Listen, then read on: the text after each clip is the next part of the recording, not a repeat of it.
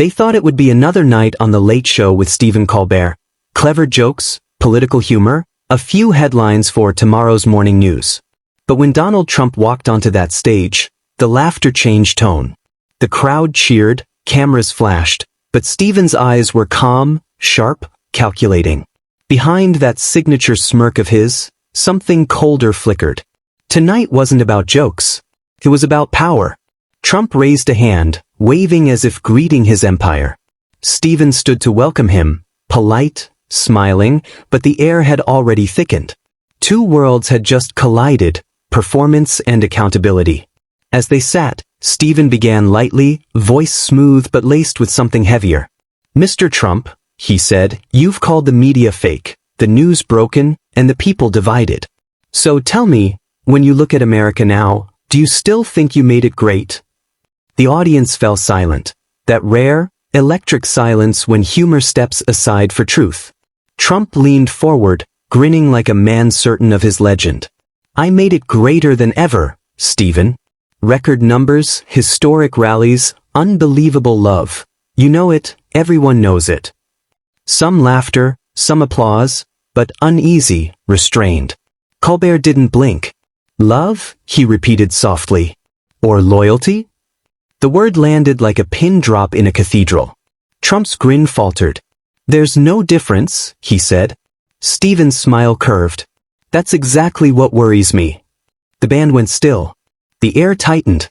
It wasn't comedy anymore. It was confession. Trump shifted, straightening his tie.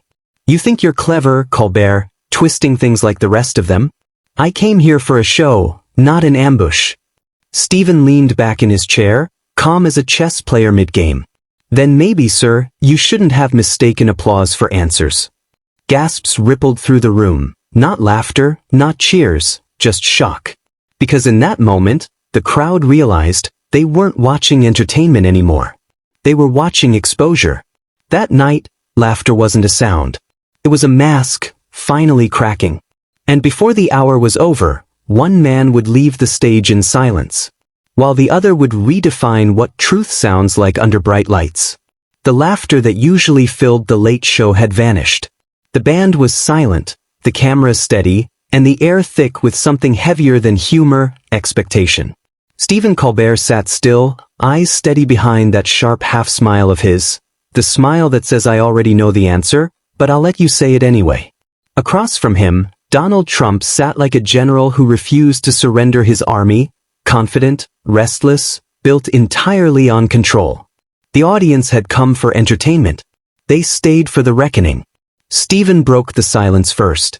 "Mr. Trump," he said, polite yet piercing, "you've built an empire on image, a brand of confidence, victory, and dominance. But tell me honestly, has that ever cost you the truth?" The crowd inhaled. The question wasn't about politics. It was about humanity. Trump smirked, his voice booming, rehearsed. "Truth? I've built everything on truth. My truth. Nobody tells it better. The people love it, they always have." Stephen nodded slowly, his voice barely above a whisper. "Or maybe they just love the show." The room froze. The band stopped moving. Even the audience, who had cheered a moment ago, sat stiff in their seats. Trump leaned back, crossing his arms. "You comedians are all the same. You twist words, you hide behind sarcasm. You think laughter makes you smarter." Colbert's expression didn't change. "No, sir. Laughter doesn't make us smarter. It just keeps us from crying." A few gasps scattered through the crowd. The silence afterward was heavier than applause. Trump chuckled, low and mocking. "Cute line. But you need me, Stephen. You need me for ratings. For headlines. For relevance." Stephen leaned forward slightly, his tone steady, not hostile, not soft, just surgical. "Maybe. But the difference is, I use headlines to make people think. You use people to make headlines." A pulse of sound swept through the audience, half gasp, half applause. It wasn't joy. It was shock. Like watching two worlds collide. One built on reflection, the other on reaction. Trump's jaw tensed. "You talk like a preacher, Colbert. But you're just another performer. You think these people care about truth? They care about winning, just like I do." Stephen smiled faintly. Maybe you're right. But the problem with always trying to win, Mr. Trump, is that eventually you start playing against yourself. The words landed like thunder, quiet, then devastating. Trump blinked, the grin fading from his face. For a moment, the cameras caught something rare, hesitation. Stephen's tone softened, almost compassionate. You built towers, empires, movements. But somewhere along the way, did you forget how to listen? Trump's voice rose. I listen to everyone. Millions of Americans, they tell me I'm right. Every day. That's listening. Stephen shook his head slowly. That's hearing applause, not honesty. Gasps again, sharper this time. The audience leaned forward, realizing they weren't watching a show anymore. They were watching a conversation America had been too afraid to have. Trump leaned closer, eyes flashing. You think you're exposing me, Stephen? You're just another late-night mouthpiece trying to score points. You're nothing without people like me. Colbert's reply came without a pause. And maybe you're nothing without the noise. The line hung in the air like smoke. Thick, lingering. Impossible to ignore. Trump exhaled sharply, his voice hardening. You'll regret this tone. I built this country while you made jokes about it. Stephen's tone dropped low, almost poetic. And maybe that's why people laughed, Mr. Trump. Because they knew deep down, you weren't building a country. You were building a mirror. The crowd fell silent. No one clapped. No one laughed. Just the hum of the lights and the weight of truth settling into the air. That night, the man who made noise met the man who made meaning. It wasn't politics anymore. It was performance versus principle, volume versus vision. And as the cameras zoomed in on two faces, one smirking, one silent, the world began to realize. Sometimes, truth doesn't argue. It just waits for the noise to stop. By now, The Late Show didn't feel like a talk show anymore. It felt like a courtroom, and Stephen Colbert had become the quiet prosecutor of truth. The laughter that once bounced off those bright studio walls was gone. In its place lingered something sharper, the hum of realization. People weren't waiting for a punchline anymore. They were waiting for honesty. Donald Trump sat upright, jaw set, eyes restless, his usual confidence cracking beneath the heat of lights that suddenly felt too bright. He'd sparred with politicians, journalists, even world leaders, but never with someone who fought back using silence.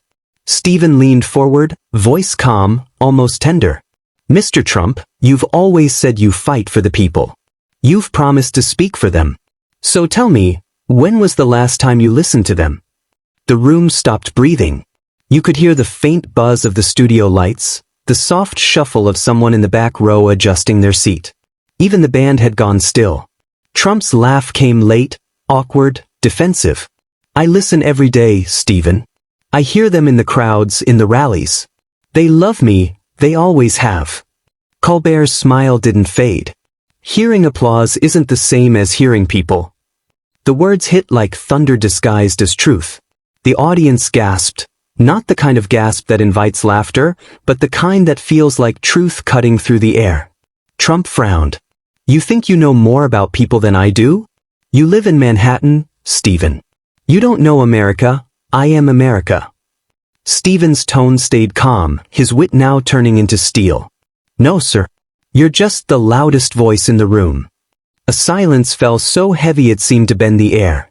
Even Trump blinked, thrown off by the precision of it. He tried to recover.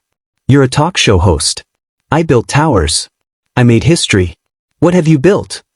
Colbert didn't flinch. A mirror, he said softly. So the powerful can see themselves when they forget who they serve. The crowd didn't move. Someone in the third row exhaled. The sound of disbelief, awe, and fear colliding. Trump's voice rose, sharper now. You invited me here to insult me? You think this makes you brave? You're humiliating yourself. Stephen shook his head gently. No, Mr. Trump. I'm just giving your words a little echo. The tension was unbearable. You could feel hearts beating across the room. The audience, the crew, even the cameramen, they knew this wasn't television anymore. It was history. Trump leaned forward, pointing a finger. You don't respect success, Stephen. You never built anything real. You just talk. Stephen's voice dropped low, calm but cutting. Words build more than walls ever did. Gasps again. A woman in the front row covered her mouth. Even the director in the control booth whispered, "Keep rolling." Trump's jaw twitched. "You're twisting everything. You're trying to make me look weak."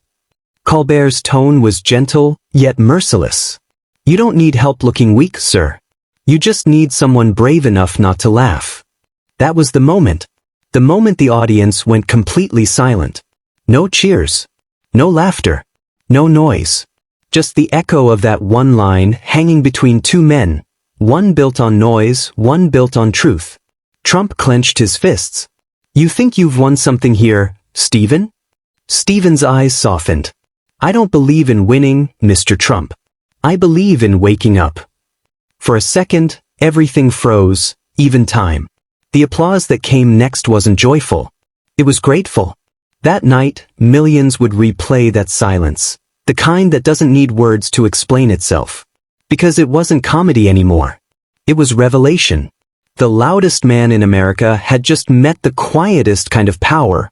The power that doesn't shout. It simply stands. And in that stillness, the audience finally understood. They weren't laughing at someone anymore. They were finally listening to something.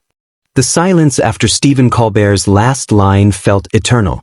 It wasn't just quiet, it was charged, like the few seconds before a storm breaks. Every camera stayed locked. Every face was frozen. No one dared to move. Donald Trump's jaw was tight, his knuckles pale against the desk. The man who had commanded crowds of thousands, who turned every stage into his kingdom, now sat beneath the brightest lights in America, with nothing to control except his own breath. And even that was slipping.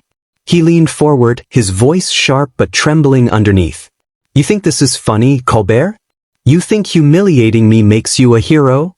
Stephen didn't flinch. "No, Mr. Trump," he said softly. "I think it makes the truth harder to hide." A murmur swept through the audience, small, quick, like a wave brushing against the shore. But Trump heard it. He always heard it. He stood up slightly, the energy shifting. The air thickened, rage beginning to leak through the cracks of confidence. "You talk about truth?" Trump snapped. "You're a clown. A performer for elites who laugh while real men build this nation." Colbert stayed still. His face unreadable, his tone even. "Then why does the nation laugh less now?" The crowd gasped, the kind of gasp that breaks into whispers. Trump blinked, shocked, as if someone had slapped the script out of his hands. "You don't know what I've done," he barked. "I gave jobs, I gave strength, I gave America its pride back." Stephen's voice remained calm, dangerously calm. "Then why does it sound so fragile when you have to remind us?" The words hung there like smoke in a sealed room. You could feel it, something cracking inside the air itself. Trump's face flushed. "You're trying to twist everything I've built. You think you can destroy me with words." Colbert looked up slowly, his voice almost gentle now. "No, sir. I think your words already did." The room fell still again, dead silent except for the faint whir of a camera lens refocusing. Trump slammed a hand on the desk, a hard, echoing sound that made people flinch. "You invited me here to insult me. You want a viral clip? You've got it." Stephen didn't blink. His voice stayed level, calm as still water. "Funny thing about viral moments, Mr. Trump. They don't make you famous, they show who you really are." The audience murmured, the sound of truth sinking in. This wasn't comedy anymore. It was confrontation. Trump's breathing grew heavy, his words tumbling faster. "You don't understand greatness, Stephen. You'll never understand what it takes to lead, to win, to dominate." Stephen nodded slowly. "You're right. I don't want to dominate, Mr. Trump. I want to understand. That's why I'm still sitting, and you're standing." A ripple of reaction, gasps, half applause, disbelief. Trump froze mid-motion, realizing he had just given Colbert the symbolism he wanted. The calm interviewer seated in truth, the furious guest towering in frustration. Trump jabbed a finger toward him. "You'll regret this, Colbert. You think you can mock me and walk away clean?" Stephen's reply came like a whisper that could cut glass. I don't mock, sir. I reflect. The sound of that single word, reflect, echoed like thunder. Trump's face twisted in fury. He ripped off his mic, the cable snapping free. The sound of it clattering on the floor was louder than applause, louder than laughter. It was final. He shouted, "You're done, Colbert. This show's done. You'll be nothing without me."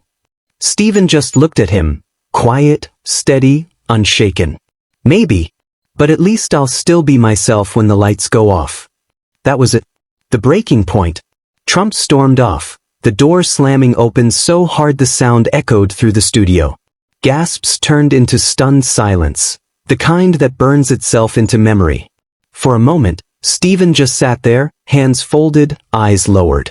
Then, after nearly 30 seconds of pure stillness, he looked into the camera, voice low, gentle, almost sad. "Well," he said, "that's one way to end a conversation." The audience exhaled all at once, laughter breaking through like a sigh after thunder. But beneath that nervous laughter, everyone knew something real had just happened.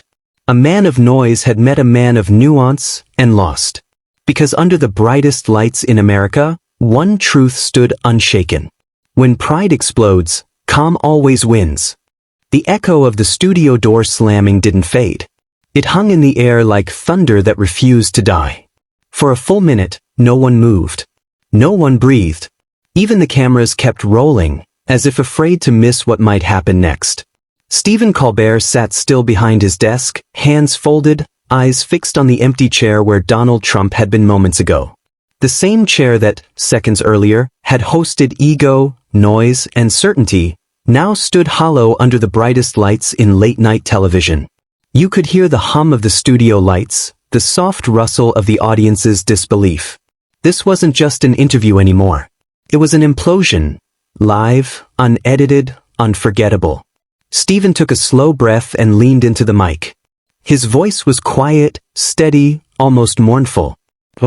I guess that's one way to end a conversation. The audience broke. Laughter erupted, not cruel, not mocking, but as relief, like a pressure valve finally releasing. People clapped, some cheered, but most just stared, processing what they had seen. The host who made America laugh had just made it listen. Rising, echoing the spread across the world. Within minutes, the clip hit the internet. TikTok, YouTube, X, CNN, everywhere. Hashtag Trump walks off Colbert. Hashtag silence wins. Hashtag the late show moment. 3 hashtags. 1 explosion. In less than an hour, the video had 20 million views. By midnight, 60 million. By morning, the world was arguing, reacting, rewriting what just happened. Fox News called it a setup. CNN called it the most powerful late-night exchange in years. The BBC called it the night humor met history. Social media turned it into a movement. Clips replayed in slow motion. Trump's glare, the mic dropping, Colbert's stillness. One TikTok caption read, "When chaos walks out, calm remains." Another said, "When silence wins, the world listens." Stephen Colbert's face, composed, steady, dignified, flooded every feed. It wasn't a meme. It was a message. People weren't sharing it to laugh, they were sharing it to feel. Or, behind the scenes. Backstage, producers scrambled. Phones buzzed nonstop. Executives whispered about sponsors, headlines, statements. But Stephen stayed seated, unmoving. When a producer nervously asked, "Do you want to cut to commercial?" he simply smiled and said, "No." The moment speaks for itself. And it did. Across America, TVs flickered as millions replayed that instant. The walkout, the silence, the look in Colbert's eyes. It was no longer entertainment. It was reflection. News anchors broke it down frame by frame. Body language experts called it a masterclass in composure. Psychologists labeled it an ego collapse caught on camera. Even leadership coaches began quoting Stephen Colbert's calm as the new definition of strength. By morning, celebrities had joined the conversation. Colbert didn't raise his voice, he raised the standard, wrote Dwayne Johnson. Grace under fire, tweeted Taylor Swift. And Oprah Winfrey posted simply, Sometimes silence wins the argument. The moment transcended politics. People saw themselves in it. In every argument that turned to shouting, every boss who couldn't listen, every conversation where calm became courage. Comments flooded in beneath the video. When he yelled, "I saw my past." When Colbert stayed still, "I saw who I want to be." That comment alone gathered 1 million likes in 24 hours. Because this wasn't about Trump or Colbert anymore. It was about everyone who'd ever faced noise and chosen not to join it. By nightfall, The Late Show broke every viewership record in its history. But numbers didn't matter anymore. Something bigger had happened. For the first time, people weren't tuning in for jokes. They were tuning in for peace. And as the final replay rolled across the nation, one truth became clear. In a world addicted to shouting, the loudest moment of the year had no sound at all. The morning after the walkout, the world woke up different. Screens everywhere glowed with the same clip. Stephen Colbert sitting still beneath studio lights, Donald Trump storming off into shadow. No background music. No punchline. Just truth hanging in the air. Every news network led with it. CNN called it, "The night noise lost." Fox News fired back, a setup disguised as civility. The BBC called it, "Television's tipping point." And social media? It turned into a battlefield, one side defending power, the other defending peace. Hashtag Colbert Truth. Hashtag Silence Wins. Hashtag Trump Walkout. 3 hashtags, hundreds of millions of views, and one unshakable feeling. Something had changed. People weren't just watching a talk show clip. They were watching themselves, the part of humanity that screams for control, and the part that quietly seeks understanding. On TikTok, creators made edits with captions like, "When chaos walks out, calm walks in." When the loudest man left the room, the world finally listened. When truth sat still, the lie stood up. Each video got millions of views. Each one said the same thing. Colbert hadn't humiliated Trump. He had humanized the moment by refusing to play its game. News anchors dissected the silence. Body language experts froze the frame where Trump's expression cracked. Psychologists on morning shows called it a live display of ego collapse. Leadership coaches called it a masterclass in composure. Corporate seminars the next week played the clip to executives. This is emotional control under pressure. Universities added it to media ethics lectures. Even pastors used it in sermons. Be still, and the truth will reveal itself. The aftershock had gone far beyond television. It had reached the world's conscience that in small towns and cities alike. People talked about it at work, in cafes, at dinner tables.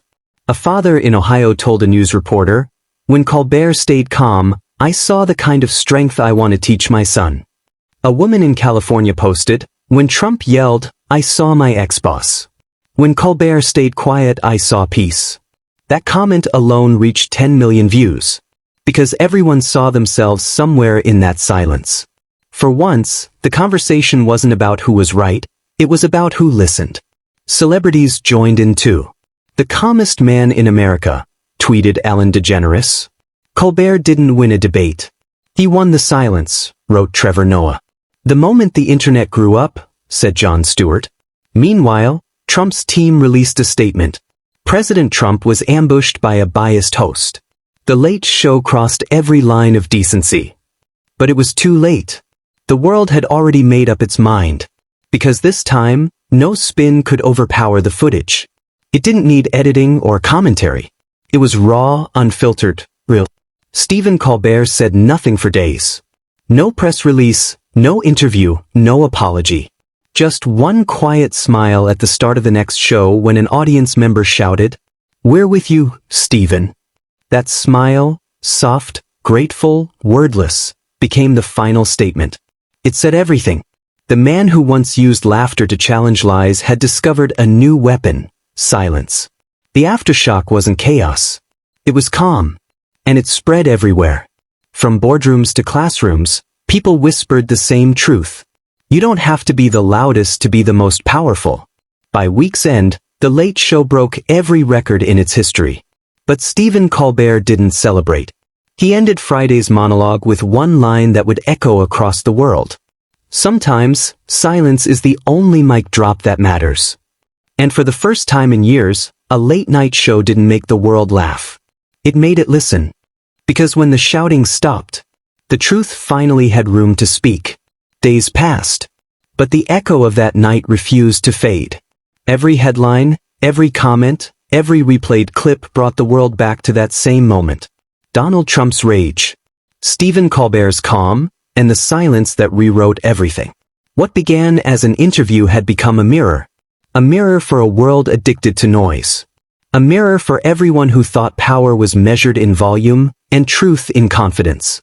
For years, late-night television was built on laughter, but that night, laughter evolved. It became something sharper.